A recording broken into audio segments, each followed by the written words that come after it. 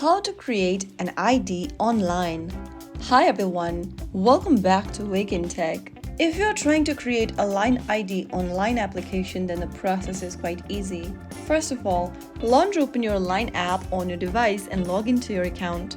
Once logged in, from the home page of Line, go ahead and click on the gear button at the top right corner. This will bring up the settings menu. From the settings tab, tap on the profile button at the top under the settings menu. Now once you open up profile, go to Line ID option and tap on it. Now go ahead and enter a Line ID for yourself. Enter a Line ID and then tap on check at the bottom. If the ID is available, you'll be able to see it. So if it is not, then this ID is unavailable text will appear. Just go ahead and write down a unique Line ID and click check again. If the ID is available, you'll see this green level. Tap on use at the bottom and click on OK. Once you change your Line ID, it cannot be changed again, so make sure to make a correct choice. Once you do that, your Line ID has been created.